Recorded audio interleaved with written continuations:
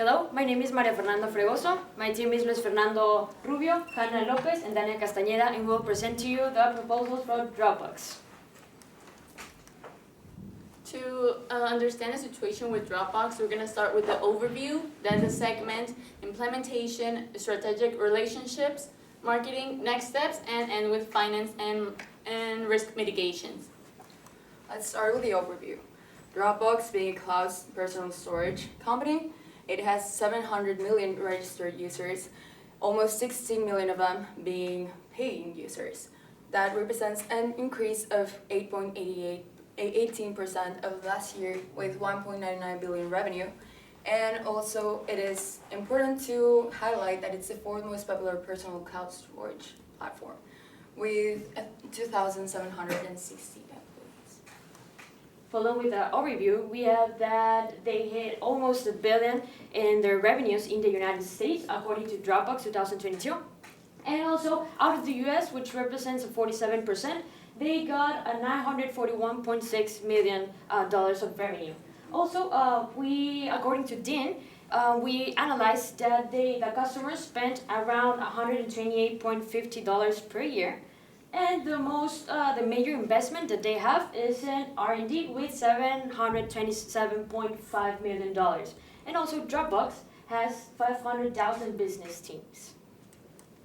Okay, continue with the overview. This is our three objectives. The first objective is to define the capital investment and also the priority of globalization. The second one is to see which is better, the business to business or business to consumer. And the last is to set the strategy to defend market position against competitors. According to these objectives, we defined that a really changing aspect was that cloud storage is not a type of product that you can change once you start using one. So we decided to approach this strategy like from the roots, approaching young people. This remaining in centennials. Centennials will make up to 27% of the workforce by 2025, according to T2W. Okay, according to Santander, 89% of centennials want a personal experience in the work. 36% of candidates claim to lay it on their resume, and 93% of respondents say that, according to Mention, know people who have falsified their CVs. And finally, unemployment generates decrease, self-esteem, depression, and anxiety. According to the segment, we decided to use this graph, which is a distribution of internet users worldwide as of 2021 by each group. We decided to use this as a simulation as if it was the whole population of Dropbox, and we decided only to focus on internet users that are between 18 to 34, which represents 56.6% of the whole population.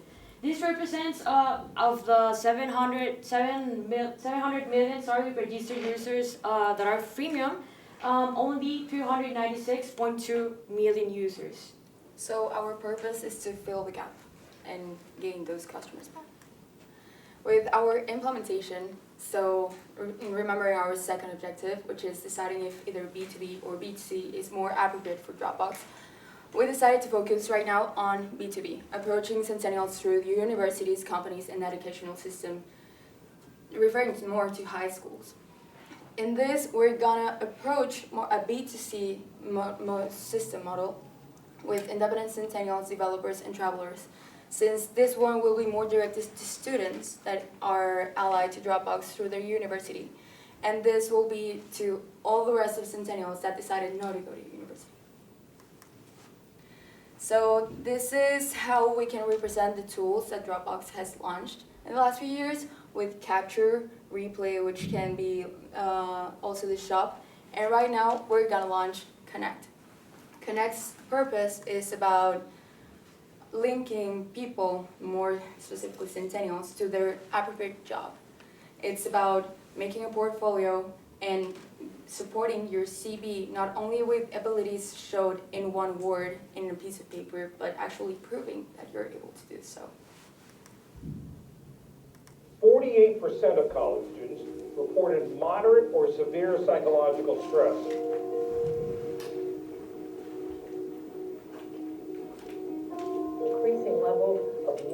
stress among students.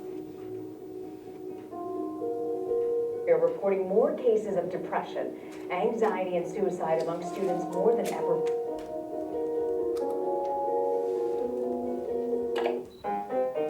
There are a million ways to grow your network, but finding people who can actually help you can be tough.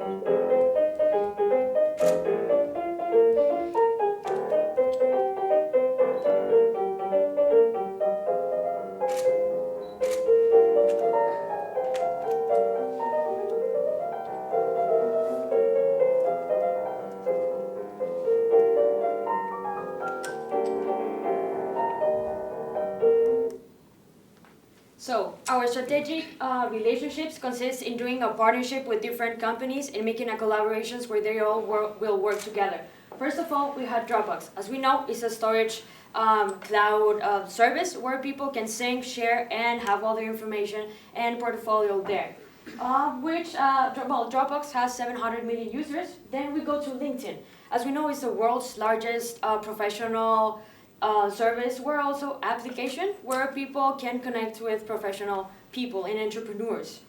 Then we have Shaper with only 2.5 million users, but it's a professional network application where also people with help of algorithm can connect with different entrepreneurs with mutual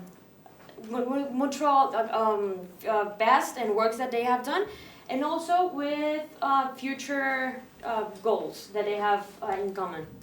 This will all be a compound effort. And starting from Dropbox and the Connect tool, we can generate a profile and portfolio that can back up all your CV while working on capability development, advanced software integration, and new algorithms. And this is when we can have LinkedIn come in with connection, networking, professional opportunities, and the backup of your CV, because a lot of people lie on their CV have with seen before. So this way you don't have to lie, but you actually prove that you're good at doing things, sometimes even if you don't know how to reflect it in a piece of paper. Then we have Shaper that's gonna link all of this. It's gonna be the match. Here, with a customized profile, a conscious match, and you can meet and enjoy without any type of bias, because it's gonna have hidden physical features and origin feature. It's just based on what you know how to do. Here we have the example of Arthur. Arthur is a second-year engineering student. He is really good with numbers, but not really good at organizing his cloud. So we're gonna help him a bit. We're gonna give him tools to organize his cloud and have a backup of supporting how he has problem-solving abilities, showing a paper that proves he has problem-solving abilities.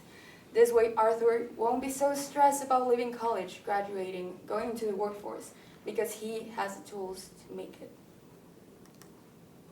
Now for the marketing strategy, we're planning to involve free users to paying users, and for that we're gonna use the algorithm. Dropbox has an LRU algorithm that allows to have all your files in a carpet, but we plan to invest on a new algorithm, an ODA, an organizational Dropbox algorithm, that will point out keywords for soft and hard capabilities. Also, the development of personal portfolio will allow users to have public or private files in which they can share their public files, so it can be a better match with the companies. Also, Connect has encrypted information which you can access anywhere or anytime. And since people prioritize connecting and networking, we believe our idea will be great for those who want to improve professionally. So now we are going to focus on the next part of our proposal, which is the expansion. Our other objective taught about globalization, and we think it's really worth it for Dropbox since it's so homogeneous. So right now we're going to focus on a market, taking into account the servers that they already have in Sydney, Tokyo, and Frankfurt. So we're going to focus now on Latin America, Brazil. Okay, we focus on Brazil, but why Brazil? In terms of GDP per capita, Brazil is a good option to expand their operations. Then the location. The location is a key strategy location because we can access to a new markets in Latin America if we focus on Brazil. Then we're raising the studio based on engineers and programmers. There are a lot in Brazil, so we can solve problems. We can solve problems in terms of serve. And then Brazil was the 10th country with the highest investment in IT. We know Dropbox based a lot in their decisions in human talent, so the fact that it has the intelligence for it is essential. Okay, continue. According with the Refuge Studio, we saw that Dropbox focus a lot in human talent. So that's the reason that they established the first headquarters in Dublin, because in Dublin, people in Dublin concentrate in sales supports, as they could do in London, Zurich, Amsterdam, and also in Brazil. They could focus in engineering and IT specialized. Okay, now for the finance and risk mitigations, we consider a budget of $563 million, of which 74.5% is going to be dedicated to the server, 21.6% is going to be for the partnerships with LinkedIn and Shaper, and 3.9% is going to be for the ODA algorithm. And well, we calculated the cost of the subscriptions, and with information such as the WAC and the tax rate, we made 3 possible scenarios. Continue, please. Okay, considering the 56% that is all goal market and the business users, we built a realistic scenario with 50% of acceptance, of which gives us a NPV of $270 million, an acid test of 0.63%, and a payback period of 7 years. On an optimistic scenario that's 75% of approval, it gives us a $397 million of NPV, a 0.53% of an acid test, and a 5-year payback period. And last, for the be the worst scenario, the pessimistic, with 25% of acceptance, it gives us $167 million of NPV, 1.4% of acid test, and 13 years of payback period. Okay, finally, we have 3 risks in the short, medium, and long term.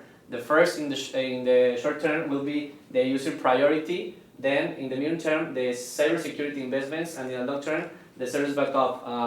We are going to solve the short term with personal attention, because Centennials wants a lot of personal attention when they are in internet or something like that. The risks we focused in the short, medium, and long term are acceptance from the consumer, volatility in the market, and also we're focusing on competition.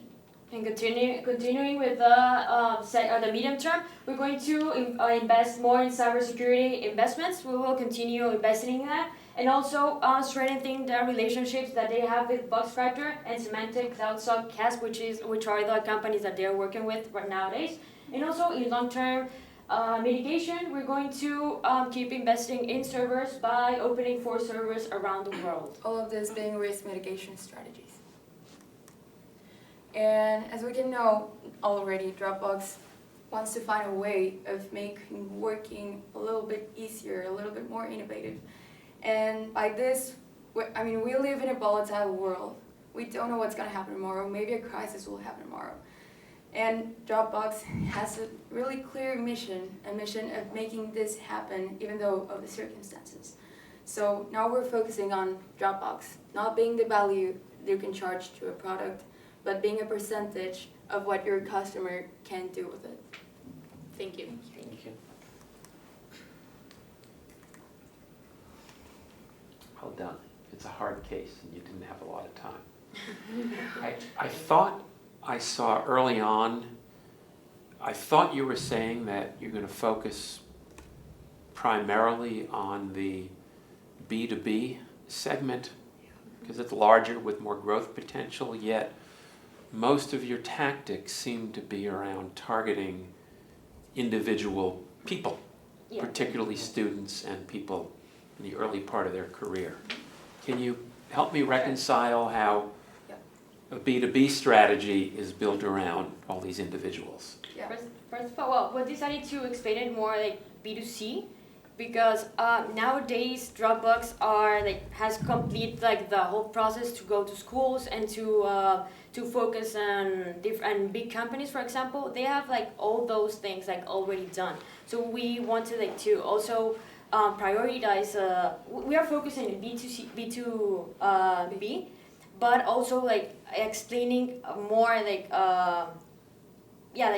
explaining more the B2C like to.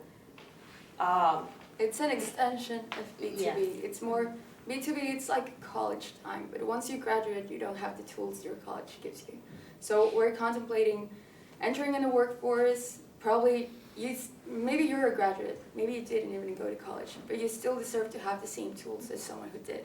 So we're focusing on a way of generating value for people, no matter their background, no matter their surroundings, offering a free trial and also a subscription. And then I was very interested in some of your demographic and psychographic stuff that you alluded to. Why did you think it was worth putting in this presentation the high percentage of young people who admit to having lied on their resumes? That really got my attention, but how does it fit with the story? Oh, well, thinking of Dropbox, we put our files there. You have all your evidence of what you know what to do and what you don't really know what to do. So if you put something in your resume, it would always have a backup of a Dropbox file. So you can, if you say you're good at problem solving, you have to have something that backs it up. So people can trust you, so enterprises can hire you. So this is more of like type of confidence building thing. So we can make enterprises trust us and actual applicants to be able to find what they're looking for.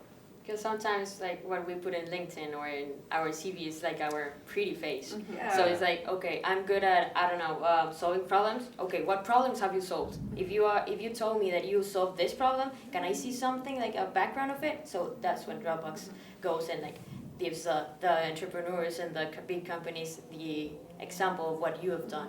So it's like to prove that you're really good at it. Okay, thanks. What is the market share that you're hoping to gain? I mean, as it is, your B2C is quite low currently in terms of conversion, freemium to paid.